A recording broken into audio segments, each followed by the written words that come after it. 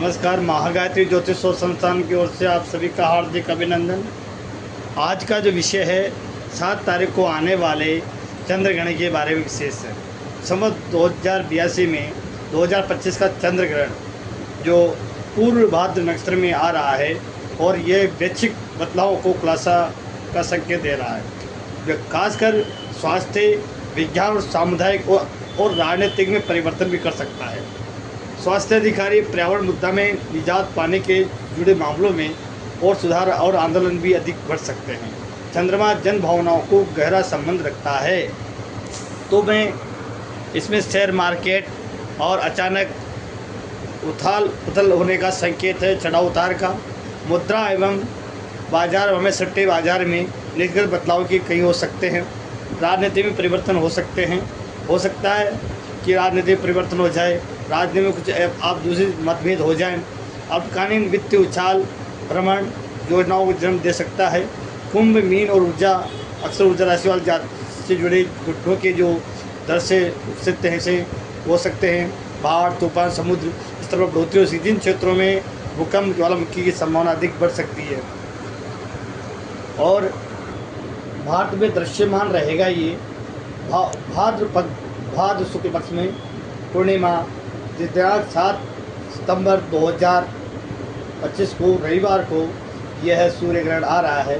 सूर्य ग्रहण का सूतक 7 सितंबर को मध्यांतर 12:57 से प्रारंभ होगा एवं सूतक काल में बालक, वृद्ध और गर्भवती स्त्रियों के लिए हर प्रकार से छूट और भोजन करने की सुविधा रहेगी। इस चंद्रग्रहण में इस समय कुंभ राशि में हो रहा है, तो मैं आपको इस कुंभ राशि वाले जातकों के लिए बहुत ही अच्छा रहेगा। पूजा पाठ और पुण्य दान करना अति आवश्यक है। और इसके अलावा मेष, वृष और कन्या, धनु राशि जातकों के लिए ये शुभ रहेगा। मिथुन, सिंह और तुला और मकर राशि के लिए मध्यम रहेगा। कर्क और वृश्चिक, कुंभ और मीन राशियों के लिए अशुभ फल प्रदान कर सकता है। अशुभ प्रभावों से बचने के लिए ग्रहण काल में पूजा अर्चना, दान पुण्य अधिक करना चाहिए। और और जो ग्रहण काल आ रहा है इस काल में विशेष उपाय करें। कई बात पूछने की होती है, क्या होती है मैं आप पहला कि चंद्रग्रहण कब होगा, दूसरा क्या चंद्रग्रहण का भारत में दिखाई देगा। हाँ, चंद्रग्रहण भारत में दिखाई देगा। क्या इस बार सूतक का काल लगेगा, तो हाँ, इस समय 7 सितंबर 2025 को सूतक काल 12:57 में 1 बजे ग्रहण से पहले और बाद में अपनाए जाने वाले उपाय। सबसे पहले आप कहीं अपने घर पानी और खाने की चीज़ों में, फ्रिज में आप डाब लीजिए और एक एक डाब के टुकड़े सब में डाल दें, जिससे उसे परिवर्तन करने का योग नहीं होगा। अब हम बात करते हैं राहु की बेचैनी। ऊर्जा को संतुलन करने के लिए ध्यान और मंत्र जाप अधिक आवश्यक है। ग्रहण के समय अचानक कोई भी वित्तीय या भावनात्मक फैसले न लें, बचें। जीवन में उपचार और अधूरे मामलों को समाप्त करने के ध्यान दें। अपने सपनों और अंतर्गत से मिले संदेशों को लिखें। हो सकता है भविष्य में जुड़े अहम दिशा निर्देश आपको इस काल में ग्रहण काल में बहुत से इस समय यंत्र तंत्र का प्रयोग किया जाता है। इस ग्रहण काल में रात्रि को जो ग्रहण काल होगा उसमें आपको 26 नक्षत्र में जुड़ाव और आंतरिक अनुसंधान में अपनी उपलब्धियों को प्राप्त करने के संकेत मिल सकते हैं। राहु डिजिटल मार्केट में उथल पुथल ला सकता है। बायोटेक, नैतिक और विवाद भी खड़े कर सकता है। इसलिए चंद्रग्रहण सामान्य उपाय करने से आपको बहुत अच्छा, विशेष गर्भवती स्त्रियों को इससे बचना चाहिए। जैसे पारंपरिक हिंदू वैदिक अपने सनातन के बारे में देखा जाए तो ग्रहण काल के दौरान ब्रह्मांड में नेगेटिव थॉट यानी नेगेटिव किरणें तरंगे सक्रिय रहती है और गर्भवती महिलाओं को कुछ विशेष सावधानी अधिक बरतनी चाहिए। सलाह दी जाती है कि गर्भवती स्त्री के माँ और शिशु को किसी प्रकार का नुकसान न हो। उनकी सुरक्षा के लिए प्राचीन ग्रंथों में कुछ नियम बनाए गए हैं, जैसे सही तरीके से अपनाएं। माँ और शिशु दोनों को लाभ होगा और स्वास्थ्य को लेकर अच्छी दृष्टि रहेगी। चंद्रग्रहण के समय गर्भवती स्त्री को घर से बाहर नहीं रहना चाहिए, क्योंकि इस दौरान निकलने वाली हानिकारक किरणें और इस समय नेगेटिव चीज़ यानी भूत प्रेत संबंधी खुली बाधाओं का विशेष होने वाले शिशु पर प्रभाव पड़ता है।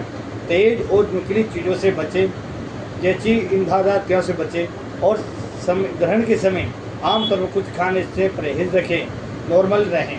गणेश इस समय जो सूतक प्रारंभ होगा वो 7 सितंबर 2025 का लास्ट वाला ये जन्म ग्रहण है।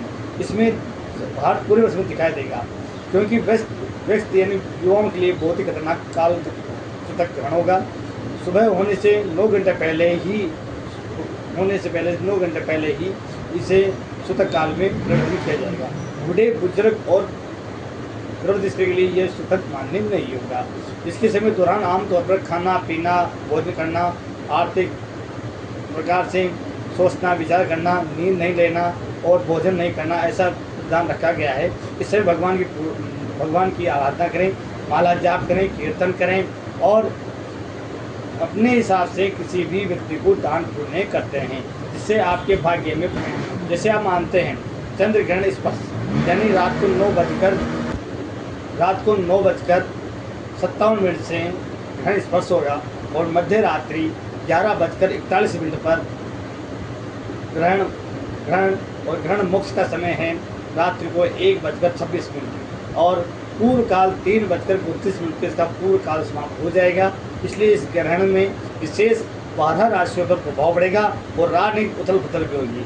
विशेष जानकारी के लिए आप मुझसे पर्सनल संपर्क कर सकते हैं 982984726398 महागायत्री आपकी सेवा में हमेशा तत्पर रहेगी। इसी प्रकार से आप ज्योतिष संबंधित, हस्तरेखा संबंधित, बॉडी शास्त्र संबंधित, अंग शास्त्र, टैरो कार्ड आप मुझसे संपर्क कर सकते हैं। जयपुर में मेरा ऑफिस है और हैदराबाद भी है। आप चाहें तो मुझे दिल्ली, गुड़गांव मिल सकते हैं और टॉक में मेरा ऑफिस है। आपकी बिना देखे हर समस्या का समाधान आपके महागायत्री ज्योतिष हो सकता है। मैं आचार्य डॉक्टर बालकृष्ण शास्त्री आपकी हर तरह से प्रयास दूंगा। जय माता दी। और आपको समय से वीडियो बनाकर लाइक शेयर नहीं किया तो लाइक शेयर कीजिए, सब्सक्राइब कीजिए, जो अधिक से अधिक लोगों तक पहुँचे और सूतक का प्रभाव देखें। जय माता दी।